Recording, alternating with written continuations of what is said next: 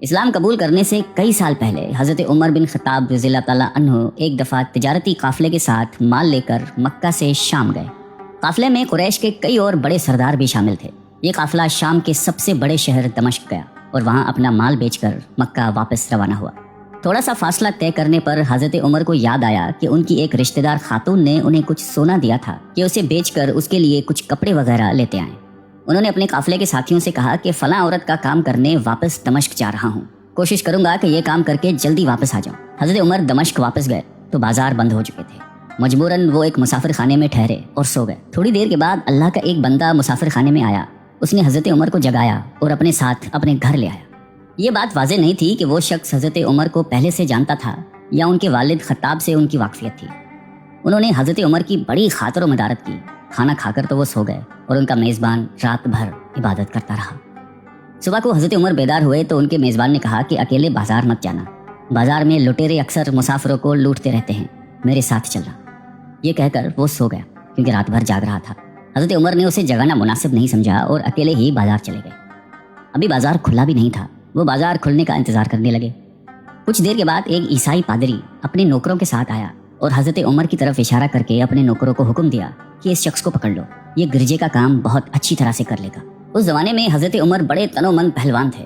پادری کے نوکروں نے اس کو پکڑ لیا اور ایک پرانے گرجے میں لے گئے۔ پادری نے اس کو ایک ہتھوڑا دیا اور اس کو گرجے کی ایک دیوار توڑنے پر لگا دیا۔ ایسا معلوم ہوتا تھا کہ وہ اس جگہ پر ایک نیا گرجا بنوانا چاہتا تھا۔ حضرت عمر دن بھر کام کرتے رہے۔ کہیں شام کو جا کر چھٹی ملی، وہ تھکے ہارے واپس مسافر خانے میں آ کر بیٹھ گئے۔ پہلے ہی دن والا نیک آدمی پھر آیا اور اس نے پوچھا کہ آپ کدھر چلے گئے تھے؟ حضرت عمر نے اسے سارا قصہ بتا دیا۔ وہ شخص آج بھی ان کو اپنے گھر لے گیا اور ان کی بڑی خاطر و مدارت کی اور انہیں تاکید کی کہ کل بازار جاتے وقت مجھے ساتھ لے جانا۔ اس کے بعد وہ عبادت میں مشغول ہو گیا اور حضرت عمر سو گئے۔ دوسرے دن حضرت عمر بیدار ہوئے تو اپنے نیک میزبان کو سوتے پایا۔ انہوں نے اب کی بار بھی اس کو جگانا مناسب نہیں سمجھا اور اکیلے ہی بازار چلے گئے۔ اتفاق سے پھر وہی پادری اپنے نوکروں کے ساتھ آیا اور حضرت عمر کو پکڑ کر ساتھ لے گیا۔ ان کو غصہ تو بہت آیا، لیکن کیا کرتے، غیر ملک میں وہ اکیلے تھے اور کوئی ہتھیار بھی پاس نہیں تھا۔ دوسری طرف پادری کے ساتھ 7-8 نوکر تھے اور وہ سب ہتھیار بند تھے۔ پہلے دن کی طرح ہی حضرت عمر ہتھوڑے کے ساتھ گرجے کی دیوار توڑتے رہے۔ جب دھوپ تیز ہوئی تو پادری اور اس کے نوکر انہیں کام میں مشغول دیکھ کر چلے گئے اور حضرت عمر دیوار کے سائے میں دم لینے کے لیے بیٹھ گئے۔ اتنے میں وہ پادری گھوڑے پر سوار چپکے سے آیا اور حضرت عمر کے سر پہ ضرب لگائی اور کہا کہ ہم سب گھر گئے تو تو نے کام ہی چھوڑ دیا۔ اب حضرت عمر کو صبر کی تاب نہ رہی۔ انہوں نے ادھر ادھر نظر دوڑائی، ہر طرف سناٹا تھا۔ انہوں نے پادری کو گھوڑے سے کھینچ کر نیچے کر لیا اور اس کے سر پر ہتھوڑے مارنا شروع کر دیے۔ وہ بہت چیخا چلایا لیکن اس کی مدد کے لیے کوئی نہیں پہنچا۔ حضرت عمر نے ٹوٹی ہوئی دیوار کا ایک بھاری ٹکڑا اٹھا کر اس کے سر پہ دے مارا۔ وہ پہلے ہی زخمی تھا، اب اس نے دم دے دیا۔ اس کو مرتے دیکھ کر حضرت عمر تیزی سے بھاگ کھڑے ہوئے اور جس راستے سے دمشق آئے تھے وہ راستہ چھوڑ کر ایک دوسرے راستے پر چل پڑے۔ شہر سے کافی دور انہیں ایک خچر پر سوار رومی ملا جو روم سے تعلق رکھتا تھا۔ وہ ان کے ساتھ چلنے لگا۔ وہ کچھ باتیں کرنے لگا لیکن نہ حضرت عمر ان کی زبان سمجھتے تھے اور نہ وہ ان کی زبان سمجھتا تھا۔ اس نے یکایک اپنی تلوار پر ہاتھ ڈالا۔ حضرت عمر سمجھ گئے کہ وہ ان پر وار کرنا چاہتا ہے۔ انہوں نے فوراً ہی خچر سے اسے کھینچ لیا اور اس سے تلوار چھین کر ایک ہی وار میں اس کا کام تمام کر دیا۔ پھر آپ خچر پہ سوار ہو کر آگے چلے۔ اس کے بعد کیا ہوا اس کا حال خود حضرت عمر نے اس طرح بیان کیا ہے کہ اس جگہ سے روانہ ہو کر میں ایک گرجے پہنچا۔ یہاں عیسائیوں کی ایک جماعت رہتی تھی۔ میں گرجے کے اندر داخل ہوا تو گرجے میں رہنے والے سب لوگ میرے ارد گرد جمع ہو گئے اور مجھ سے میرے حالات کے بارے میں پوچھنے لگے۔ پھر وہ اپنے پادری کے پاس مجھے لے گئے۔ پادری مجھے نہایت غور سے دیکھنے لگا اور اس کے بعد کہنے لگا کہ ایسا معلوم ہوتا ہے کہ تمہیں کسی چیز کا خوف ہے۔ میں نے کہا کہ تم نے کیسے اندازہ لگا لیا کہ مجھے کسی چیز کا خوف ہے؟ اس نے میرے سوال کو ٹال دیا اور کہا کہ آپ جب تک چاہیں یہاں ٹھہریں، آپ کو یہاں کسی قسم کا کوئی خطرہ نہیں، آپ ہماری حفاظت میں ہیں۔ پھر اس پادری نے مجھے اپنے گھر میں مہمان کی طرح رکھا اور میری نہایتی خاطر و مدارت کی اور پھر پوچھا کہ آپ کون ہیں؟ میں نے اسے بتایا کہ میں مکے کا رہنے والا ہوں اور قبیلہ قریش سے تعلق رکھتا ہوں۔ تجارتی قافلے کے ساتھ شام آیا تھا۔ تجارت کا مال بیچنے کے بعد ایک ضروری کام کے لیے مجھے اپنے قافلے سے جدا ہو کر واپس دمشق جانا پڑا۔ اب میں اپنے وطن واپس جا رہا ہوں اور راستہ بھٹک کر یہاں آ نکلا ہوں۔ پادری مجھے غور سے دیکھتا رہا اور بار بار طرح طرح کے سوال کرتا رہا۔ میں نے ان کے یہاں نہایتی آرام سے رات بسر کی۔ صبح کو آپ نے پوچھا کہ آپ کا ارادہ یہاں ٹھہرنے کا ہے یا آگے جانے کا؟ میں نے کہا کہ اب میں آپ سے رخصت ہونا چاہوں گا۔ یہ سن کر پادری نے اپنا ایک شاندار گدھا جو بڑا خوبصورت اور نہایتی تیز رفتار تھا لے آیا۔ اس گدھے کی پیٹھ پر کھانے کی مزیدار چیزیں اور قیمتی تحفے بھرے ہوئے تھے اور پھر کہنے لگا کہ آپ اس گدھے پر سوار ہو جائیں اور چل پڑیں۔ راستے میں آپ کا گزر کسی عیسائی کے مکان کے پاس سے ہوگا تو وہ آپ کو اس گدھے پر سوار دیکھ کر آپ کی بے حد تعظیم کرے گا اور آپ کی خاطر و مدارت میں کوئی کسر نہیں چھوڑے گا۔ یہ کہہ کر پادری نے میرا ہاتھ پکڑا اور تنہائی میں لے کر کہنے لگا کہ اے عمر، آپ پر میرا حق واجب ہو گیا۔ میں نے کہا بے شک۔ اس نے کہا آپ کا تعلق ایک معزز قوم سے ہے، میری آپ سے ایک غرض ہے۔ میں نے کہا کہ آپ بیان کر لیں، لیکن حیرت کی بات ہے کہ آپ جیسا بڑا آدمی مجھ جیسے پریشان حال مسافر سے کوئی غرض رکھتا ہو۔ اس نے بڑے یقین بھرے لہجے میں کہا کہ سنیں، میں ایک ایسا آدمی ہوں جس سے اللہ نے آسمانی کتابوں کا علم عطا کیا ہے۔ میں نے آپ کی ذات میں بہت سی ایسی نشانیاں دیکھی ہیں جو یہ ظاہر کرتی ہیں کہ جب ایک مقررہ مدت پوری ہو جائے گی تو حالات میں زبردست تبدیلی آئے گی۔ اس وقت آپ ہمارے ملک کے حاکم بن جائیں گے اور یہاں کے سب شہروں میں آپ ہی کا حکم چلے گا۔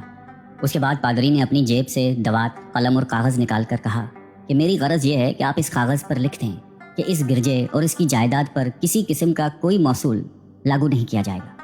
میں نے حیران ہو کر پادری سے کہا کہ آپ مجھ سے مذاق تو نہیں کر رہے؟ اس نے کہا کہ قسم ہے اس ذات کی جس نے عیسیٰ علیہ السلام پر انجیل نازل فرمائی، میں جو کچھ کہہ رہا ہوں وہ بالکل سچ ہے۔ آپ مہربانی کریں اور میری درخواست قبول فرمائیں۔ میں نے پادری کی باتوں کو اس کا وہم سمجھا اور جیسے اس نے کہا میں نے اسی طرح کاغذ پہ اسے لکھ کر دے دیا۔ اس کے بعد گدھے پر سوار ہو کر چل پڑا۔ راستے میں مجھے کئی جگہ پر عیسائیوں کی جماعتیں ملی۔ انہوں نے مجھے ایک پادری کے گدھے پر سوار دیکھ کر میری بڑی خاطر و مدارت کی۔ میں اس طرح جگہ جگہ عیسائیوں کا مہمان بنتا تبوک تک پہنچ گیا۔ اللہ کی شان، جس تجارتی قافلے کے ساتھ میں گیا تھا وہ کافی دیر میرا انتظار کرنے کے بعد اسی جگہ سے چل پڑا تھا جہاں میں نے اسے چھوڑا تھا، اور اب تبوک میں ایک کنویں کے قریب ڈیرا ڈالے ہوئے تھے۔ قافلے والے میرے ساتھی مجھے دیکھ کر میری طرف دوڑ پڑے اور مجھ سے مل کر بہت خوش ہوئے اور کہنے لگے کہ ابن خطاب، ہم لوگ تمہارا انتظار کرتے کرتے بالکل مایوس ہو گئے تو ہم نے اس مقام کو کوچ کر دیا جہاں سے تم واپس دمشق گئے تھے، مگر تمہارے بارے میں ہم سخت پریشان تھے۔ یہ تو بتاؤ کہ اتنے دن تم کہاں رہے؟ میں نے وہ تمام حالات بیان کیے جو مجھے پیش آئے، لیکن پادری سے جو میری گفتگو تنہائی میں ہوئی وہ بالکل ظاہر نہیں کی، کیونکہ میں پادری کی اس باتوں کو اس کا وہم سمجھتا تھا اور اس کے عقیدے کی کمزوری سمجھتا تھا۔ قریش کے ایک سردار ابو سفیان بھی اس قافلے میں شامل تھے۔ انہوں نے مجھے اس شاندار گدھے پر سوار دیکھ کر کہا، ارے تم لوگ اس نوجوان کی اقبال مندی تو دیکھو، اسے کسی ایسے میدان میں چھوڑ دیا جائے جہاں نہ پانی ہو نہ سبزہ، پھر بھی اسے رزق مل جائے گا۔ پادری نے رخصت کرتے وقت مجھ سے کہا تھا کہ جب میں اپنے ساتھیوں کے پاس پہنچ جاؤں اور گدھے کی ضرورت نہ رہے تو اس کی رسی کو مضبوطی سے باندھ کر گدھے کو اسی جگہ پر چھوڑ دو، لہٰذا میں نے ایسا ہی کیا۔ یہ دیکھ کر ابو سفیان نے کہا کہ ارے تم نے کیا کر دیا؟ گدھے کو ایسی جگہ پہ چھوڑ دیا جہاں پہ چور اچکے اور درندے اکثر گزرتے رہتے ہیں۔ میں نے کہا اس کے مالک نے مجھے ایسا ہی کرنے کی ہدایت کی تھی، وہ اس کی عادتوں سے زیادہ واقف ہے۔ اب وہ جگہ گدھے والا کنواں کے نام سے مشہور ہے۔ وہاں سے روانہ ہو کر ہمارا قافلہ مکہ پہنچا۔ میری اور پادری کے درمیان جو گفتگو ہوئی تھی وہ مجھے بھلائے نہ بھولتی تھی۔ پہلے تو کئی دن تک میں نے اسے اپنے دل میں ہی رکھا، پھر مجھ سے ضبط نہیں ہوا اور یہ راز میں نے اپنے رشتہ دار خاتون کے سامنے ظاہر کیا جس نے مجھے سونا دیا تھا۔ وہ بڑی عقل مند خاتون تھی۔ اس نے مجھ سے کہا کہ اے ابن خطاب، میں تمہارے بچپن ہی سے تم میں اچھی نشانیاں دیکھ رہی ہوں۔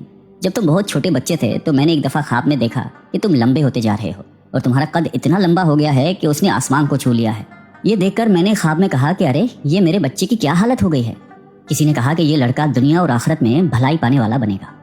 جاہلیت کے زمانے میں اس قسم کی باتوں کا مطلب میرے سمجھ میں نہیں آتا تھا۔ مکہ میں ایک شخص اہل کتاب یعنی یہود و نصارہ میں سے تھا جو بہت گمنام تھا۔ عام لوگ تو اس سے واقف بھی نہیں تھے، لیکن قریش کے کچھ سردار اسے پہچانتے تھے اور اس کی بہت عزت کرتے تھے۔ ایک دن دوپہر کے وقت میں اس کے ہاں گیا اور اسے جا کر کہا کہ میں آپ سے چند باتیں کرنا چاہتا ہوں اور چاہتا ہوں کہ آپ ان کو اپنے دل میں راز بنا کر رکھیں اور کسی کے سامنے ظاہر نہ کریں۔ اس نے ایسا کرنے کا وعدہ کیا تو میں نے اپنے سفر کے تمام واقعات اس کے سامنے بیان کر دیے اور اپنے رشتہ دار خاتون کے خواب کا بھی ذکر کیا۔ جب میں اپنی گفتگو ختم کر چکا تو اس نے کہا کہ ابن خطاب، جس کو تم نے موصول کی معافی کا وعدہ لکھ کر دیا ہے وہ اس زمانے میں عیسائیوں کا سب سے بڑا عالم ہے۔ جو کچھ اس نے کہا وہ سب سچ ہے اور جلد ہی وہ سچ تمہارے سامنے آ جائے گا۔ جہاں تک تمہاری رشتہ دار خاتون کے خواب کا تعلق ہے تو اس سے یہ ظاہر ہوتا ہے کہ مکے میں ایک بہت بڑا انقلاب آئے گا، زمانہ ایک نئی صورت اختیار کرے گا اور آنے والے زمانے کے آسمان اور زمین بدل جائیں گے۔ میں وہاں سے گھر چلا آیا اور اس کی ساری باتیں اپنے دل میں لیے رہا۔ تھوڑے ہی عرصے کے بعد قریش کی مجلسوں میں آپ صلی اللہ علیہ وآلہ وسلم کا ذکر ہونے لگا۔ یہ لوگ اس بات پر چڑھتے تھے کہ محمد صلی اللہ علیہ وآلہ وسلم اپنے آپ کو اللہ کا رسول کہتے ہیں، لوگوں کو بتوں کی پوجا کرنے سے منع کرتے ہیں اور ایک اللہ کو ماننے پر زور دیتے ہیں۔ جلد ہی اللہ تعالیٰ نے اسلام کو ظاہر کر دیا اور مجھے یقین ہو گیا کہ حالات وہی صورت اختیار کر رہے ہیں جس کی طرف آسمانی کتابوں کے عالم شام کے پادری نے اشارہ کیا تھا۔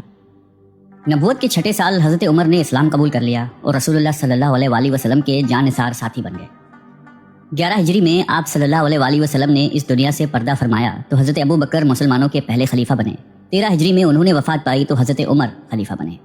उनके सफ़रनामे की रिवायत करने वाले रावी का बयान है कि हज़रत उमर फारूक अपने खिलाफत के ज़माने में शाम तशरीफ़ ले गए थे तो एक बहुत बूढ़ा आदमी जिसके बाल बर्फ़ की तरह सफ़ेद हो चुके थे ईसाइयों की एक जमात के साथ उनकी खिदमत में हाजिर हुआ और अर्ज़ किया कि अमीरुल मोमिनीन, क्या आप मुझे जानते हैं?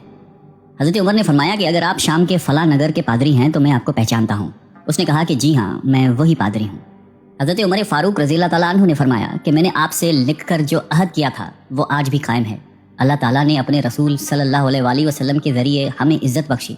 उन्होंने हमें अल्लाह ताला की पसंदीदा दीन इस्लाम की तरफ दावत दी और हमने ये कबूल की। आप ही ने मुझे इन बातों से आगाह किया था। अब आपको कौन सी चीज़ इस्लाम से कबूल करने से रोकती है? बूढ़े पादरी ने हज़रत उमर की बातें सुनकर उसी वक्त अपने साथियों समेत कलमा पढ़कर इस्लाम की दौलत हासिल कर ली। अल्लाह ताला हम सबको क़ल्ब सलीम अता फरमाए और कुरान और हदीस पे चलने की तौफीक अता फरमाए। आमीन।